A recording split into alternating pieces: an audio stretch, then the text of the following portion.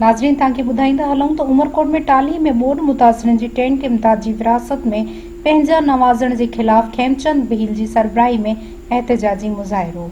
Report दर्शन ते भील मुताबिक़ खेमचंद भील ऐं ॿियनि मीडिया सां ॻाल्हाईंदे चयो त बरसाति पवण सबबि असांजा फसल मुकमल पाणी हेठि थी विया आहिनि ऐं मुतासिरीन रोडनि ते वेठल आहिनि ऐं हिते पंहिंजनि खे नवाज़ण हली रहियो आहे। केर बि पुछण जे लाइ तयारु कोन्हे।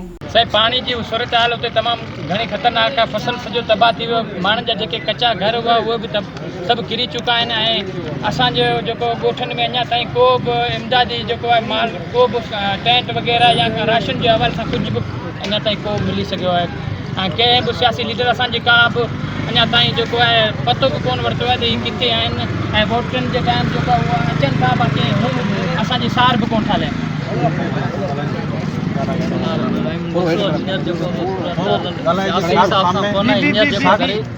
हींअर जेको ग़रीब जेके आहिनि ॿुॾी विया आहिनि उन्हनि ते सियासी हिसाब हले पियो। टेंट वग़ैरह आहिनि उहे बि सियासी हिसाब सां विराया पिया वञनि। जेके ग़रीब माण्हू जेके ग़रीब आहिनि उन्हनि खे कोन थो मिले टेंट या राशन कोन्हे मिलियो। हिते ग़रीब जेके मज़दूर आहिनि उहे परेशान आहिनि। ॾींहों ॾींहुं पाणी जेको ढोरे ते चढ़ी रहियो आहे। कहिड़ो मुतालबो इहो आहे त ग़रीबनि में जेको राशन विरायो वञे उहो सियासी हालत थी पियो विरायो।